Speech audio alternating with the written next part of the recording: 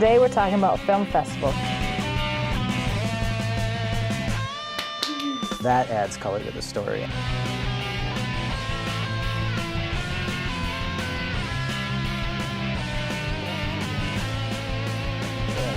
Roll sound.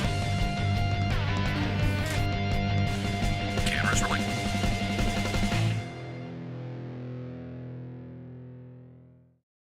Welcome to Butter City, the show all about filmmaking with a Minnesota twist. Today we have filmmaker Matt Osterman and producer Jennifer Kramer with us today in the studio, and we're going to be talking about your recent film that you just premiered, and it's having a lot of success, and it's out on Netflix and going to be shown all over the place so people can see it. But it's called Ghost from the Machine.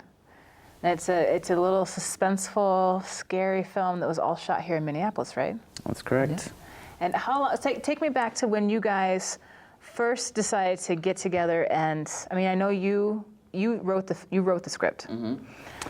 Do you remember when about you wrote the script? Yeah, it was probably end of 06, 07, somewhere I started writing it. And then wrote for about a year and got a really, I don't know how many drafts it was, probably a dozen at that point, but had one I was comfortable with sharing. And I decided to make it my directorial debut. And obviously can't do that alone, so needed help. So found Jennifer, and she was stupid enough, I guess, to come aboard. She saw brilliance when she read it. Something like that, right. Dollar signs danced in her head. Yeah. No, and we just started collaborating, developed the script, and started pre-producing, and kind of went from there. So, and then in 08, we shot, end of 08. We were in post-production for about a year. I did all the editing, so that was nights and weekends, of course, so that took a while. And then we had our festival debut in Montreal at Fantasia Film Fest in 2010, and we just had our national release a couple weeks ago. Congratulations. Thank you. Thank you. Thank you. It's been a fun ride. Well, when I looked at the film, it's a beautifully shot film. When you said that you did the editing, it's also got a really nice pacing to it, which I appreciate. There's a couple of times when you let the black sit there, which is a lot of directors aren't really comfortable doing that, and I just appreciate that your intent to be specific about the pacing. Right. Well, we were lucky because we didn't have a boss. If this were a studio picture, they would say, the pace needs to be faster. You need to have 4.2 shots every 6 seconds, the MTV style of cutting. And this story didn't necessarily require that. We wanted to take our time with it and let things seep in because it was, there's some bigger ideas in it and some heavy emotions. And I think if you go too fast, you kind of glance over a lot of those themes. So we went slower in the beginning on purpose, and that hopefully helped contrast the end where things begin to pick up a little bit. Now, Jennifer, when you saw the script, your background's more in the documentary realm. What were you? What drew you to wanting to pick up a scary film? Well, when I read the script, to me it struck me more of a psychological, suspenseful script rather than scary per se. So I was really intrigued with the character development and the subtext of the film, which really is more about regret and are you paying attention to the certain things in life that you need to be and with the people that are present in your life right now. So I was really drawn to those kinds of questions that the script raised. So I thought, there's something here. Yeah. So. Well, it's a great film. Let's take a look at what this, the first time we really get to see this machine that the whole film is around. Cool. Let's take a look.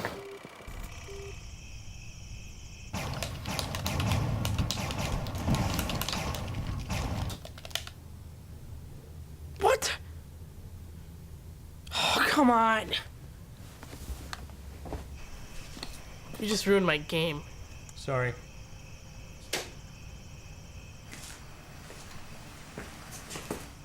Would you like the honors? No.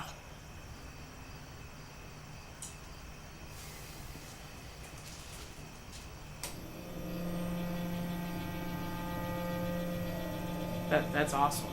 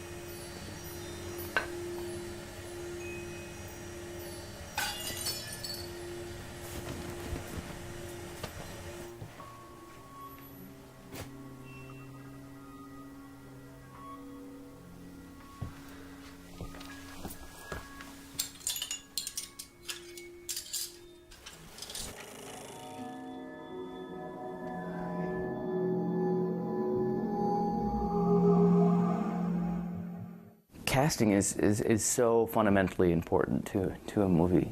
There was some old director, I think John Huston, said that directing is, or 90% of directing is casting, and that's totally true. If you find the right people for the right role, most of your work is done. I was technically hired to do the casting for this as a casting director. So when I first read the script, I had on a casting director hat, and I'm reading for roles and I'm reading for types and personalities. And in fact, made it all the way through the audition process where I read against the other people as a professional reader to try to help the actors during their audition. He kept reading the role of Tom, and Jennifer, my producer, and I kept looking at each other and saying, wow, that's the voice of Tom. And Matt said, and Matthew, put your head on the table. And I said, what? He says, you didn't give us a headshot. We'd like you to be Tom. Matt is the sort of director who knows what he wants and is able to communicate that well to both the crew and the talent, the actors. But he's also willing to listen and incorporate stuff in. I'll kind of tell them what I have in mind and then stop and see where they go. I feel like if you're too upfront with them and you kind of lay it all out there, they're going to give you exactly what you're asking for.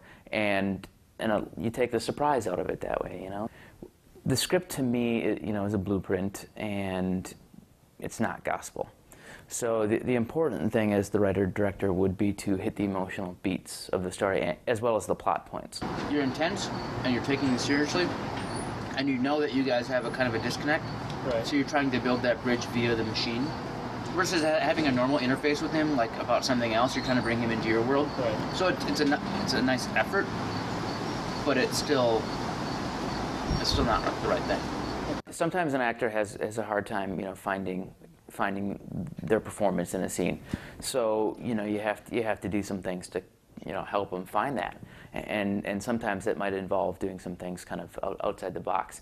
So there's one particular scene, I'll use an example, where near the end of the movie, Tom comes over to Cody's house to ask him why he turned the machine off. The filming of that scene was the most difficult scene for me in the entire movie, because I didn't feel I hit the notes right. And Matt kept giving me this direction, like, do it like you're on LSD. Do it like, and I do it crazy. He goes, more over the top. And I said, more?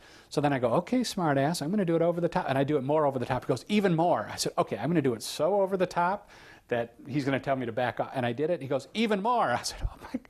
And I said, this isn't working. This is crazy. This doesn't feel right. But really what I was trying to do is get him out of his comfort zone and then bring him back again. And so by take 7 or 8, Working. He nailed it. It's just a matter of time before your parents show up again. I'm sorry. I shouldn't have messed with it in the first place. Okay. Working with Matt is wonderful because we were able to do that sort of stuff. I was able to trust him enough to be crazy and do stuff that I didn't think was working, and he trusted me enough that when he gave me some direction and said, just go with it, that I was able to do it. One of the big important things that I found when it comes to directing actors is making sure that they feel comfortable on set. So I did everything in my power to keep a loose, comfortable set where everybody was having fun and people were open to joking around, playing practical jokes. We had a good one at Matthew Feeney where we hid an intern underneath the sheets and didn't tell him about it.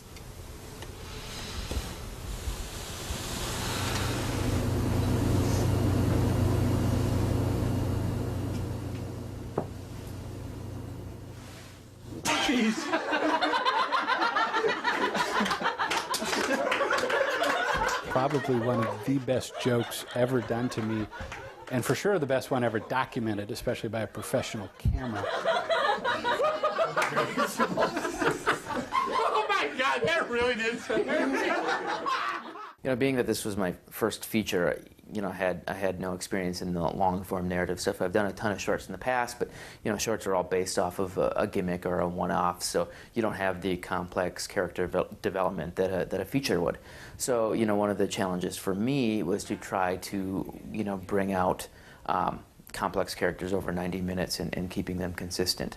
So I think one of the big things I learned working with actors on this project was to do the work ahead of time, make sure your script is tight, and then hire the right people, and then trust the process. If you're open to discovery and you trust the process in the end, and you've done all the work ahead of time, I think you can end up with something really good, and I feel like that happened for us. So Matt, when you were writing this, what motivated you to decide to have this machine reflect this experience?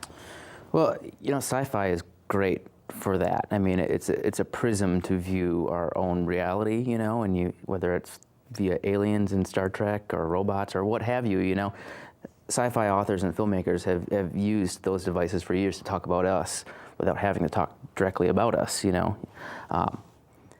So it's easier to talk about, for me anyways, love, loss, death, regret, when you wrap a larger narrative and something interesting around it. And the machine itself, I think, just grew out of my kind of fascination with science and the supernatural as well. I think humans as a whole are still big, dumb animals, despite all of our advances. We don't know everything, So if the supernatural were to exist, how would it do so? Would it be via magic, or would it, follow the laws of the universe? So I did a ton of research and tried to figure out if ghosts were to manifest, how would they do it?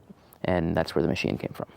Which it is really extensive, because in the film there's a lot of detail that gets shown into like kind of the prep, which is a lot like, when you're saying that, it reminds me of Star Trek and just how detailed things get to build this moment, this idea, so that it becomes believable, because there is some thread of logic that's created it. Anytime you have something that fantastic, you need it to be based in reality as much as possible. Otherwise, the whole thing kind of falls apart. There's a lot of movies where the ghosts are just there, and you can suspend disbelief and believe it. But if you really build a case to why they're there, it's just a little bit more believable, and you can go along with it. Was there a similarity for you between, I know with Sports Fan was another a documentary project that you had worked on, where you're using kind of like this idea of an NFL team reflecting sort of this inner journey for a fan, and fans, and like how they use this to mirror life. Were you taking something from that to this project, or were they completely separate? I would say as I was doing it, they were completely separate, but they're not. You're influenced by your prior experiences, and I was clearly on that. And I think, fanaticism has a lot to do with it. I wrote the script, directly after I got done with Sports Fan. So, in that film itself, we had a lot of great characters, and it was a lot of fun, but, there's certain fans that wear blinders, and they don't see the rest of their life going on around them, especially on football Sunday. You kind of shut everything off, and you forget about the family, and you forget about, what's important. I love football too, but, there's priorities. So in our movie, the main character kind of has that same affliction, where he's focused on one thing, and he can only focus on that, and he can't remember the important things all around him. Let's take a look at one more clip from the movie.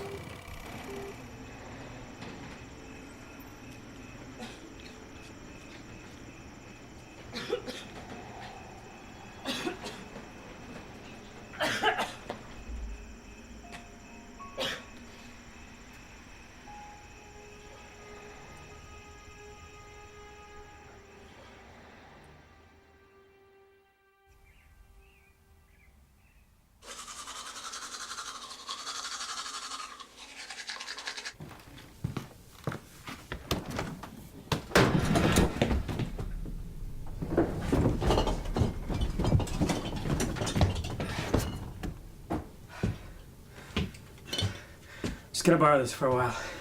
What about the food?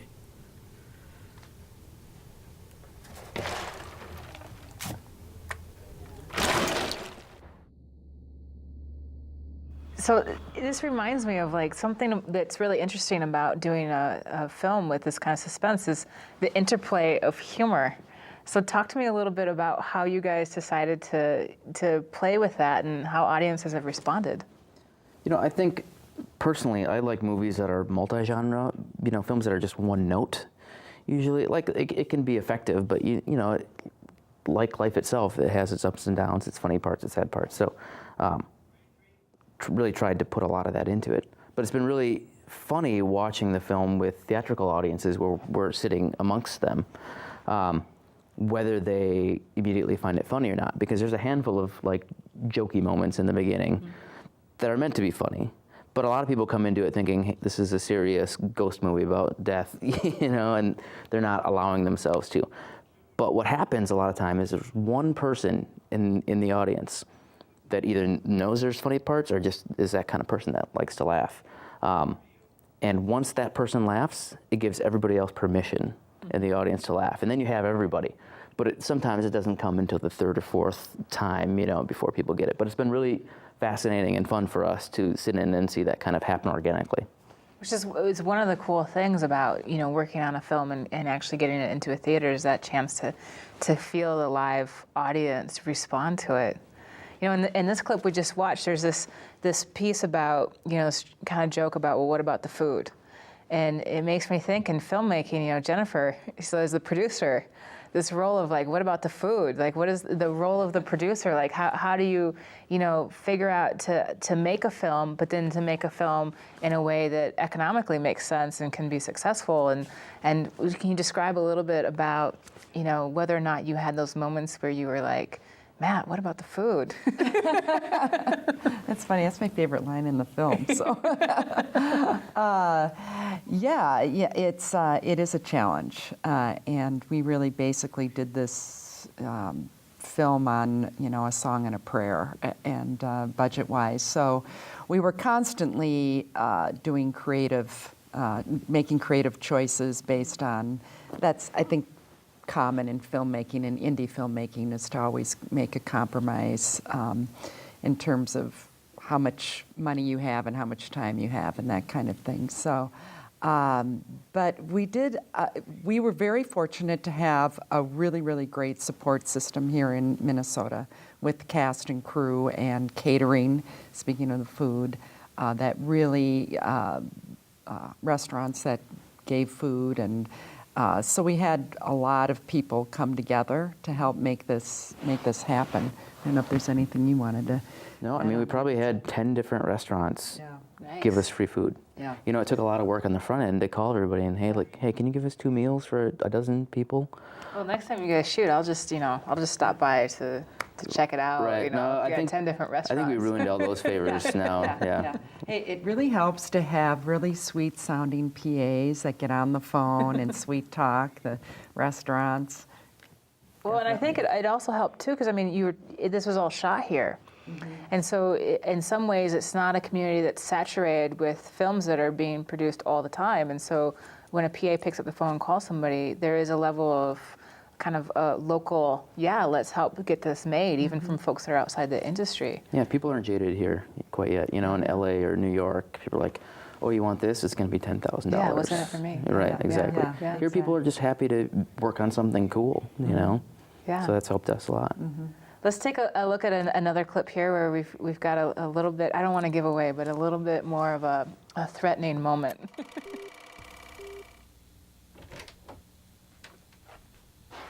Cody?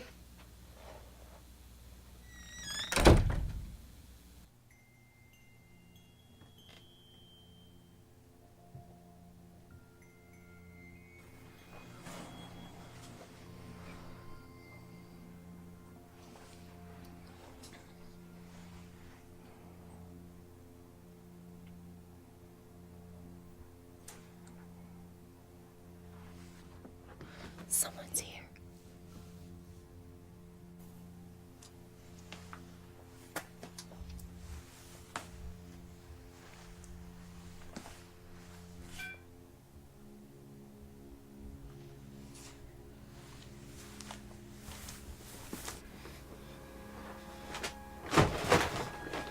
Hey, buddy. are you so scared? Can't we be friends? Stay away. I'm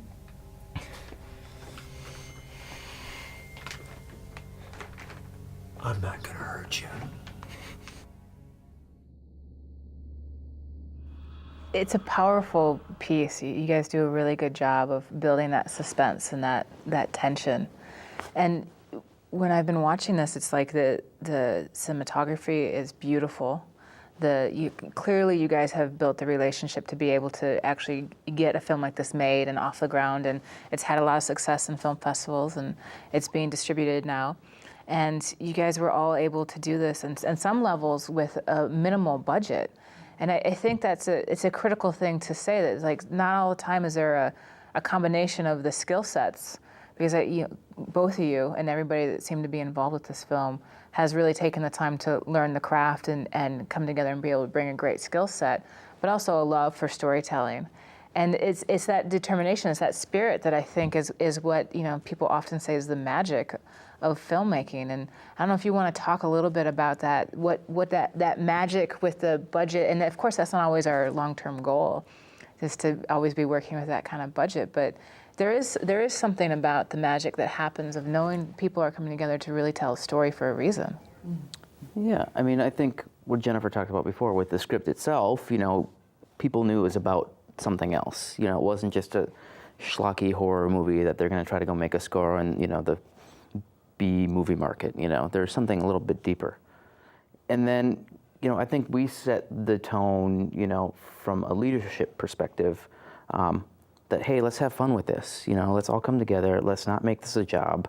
Let's have fun. Is there something you like doing more than another thing? Like, let's work with your strengths, instead of doing a square peg, round hole kind of a thing. Let's work together on it, and 1 + 1 = 3, hopefully. And just to add to that, I think that Matt as a director is just so collaborative by nature, and that allowed everyone to have that sense of comfortableness to make comments about, hey, what if you tried this, or I thought of this kind of aspect, and to have that kind of openness really helps. And you have mentioned the great cinematography, which Adam Hansel was our DP and did a fantastic job. So we had a lot of people, as you said, coming together to create a great story, and we're really in it for the story. So. Well, it's great, and I think it's something that is very possible in this town. Is that idea of really the collaboration, but it does take that, it takes that director to say, I have a vision, and I'm going out, I'm going to do it, and then people start to be able to come on, especially when they can trust that it's going to turn out. Mm-hmm. So well, once you take the ego out of it, it's all about making the best movie you can. Really, a lot of people forget about that. Ultimately, you're trying to make a really good movie. If somebody has an idea that's better than yours, I'm taking it. Why not? If it's going to make a better movie, everybody's going to be rewarded because of that.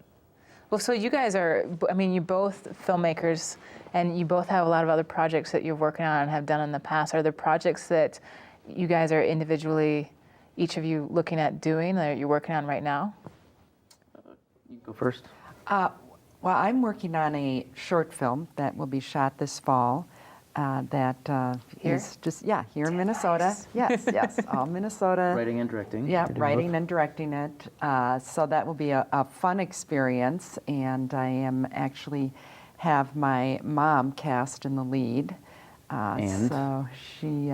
Who else was cast? Oh, Matt's daughter, and who's how old? 7 weeks. 7 weeks old. Oh, wow. So, we've got the age range, 7 weeks and 85. So I'm excited to be able to. Let your mom see the show, so she'll never know that you just gave out her age. Yeah.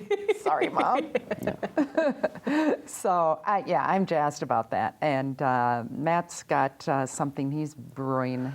Yeah, I got another script that I'm finishing, and now it's just, deciding if we can make it for a decent budget here, or if it has to be a bigger budget by somebody else somewhere else. Yeah, which is always the tension. We do have a great town in some ways, and in some ways we're still growing and trying to stretch to the places that, sometimes it takes taking it somewhere else. Yeah, we're going to try to keep it local, if we do it on the independent level, but it might be bigger than an independent movie. We don't know at this point. But yeah. Well, congratulations, because you guys have made a great film, and I want to just make sure folks know that where they can either get this DVD or watch the film, if you want to let them know. It's on iTunes, Video on Demand, Netflix, and you can buy it directly off of our website, ghostfromthemachine.com. So I encourage folks to check this film out, because I think it does a beautiful job of telling that sort of human story, as well as the entertainment of the suspense of like ghosts, because those are always entertaining.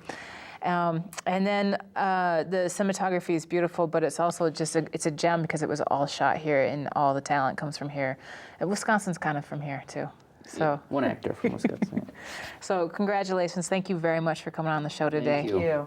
Thank you for watching this episode of Butter City. Please stay tuned for the next one. It's a show all about films with a Minnesota twist. Check out our website at buttercity.com, Facebook, and we tweet too. Thank you.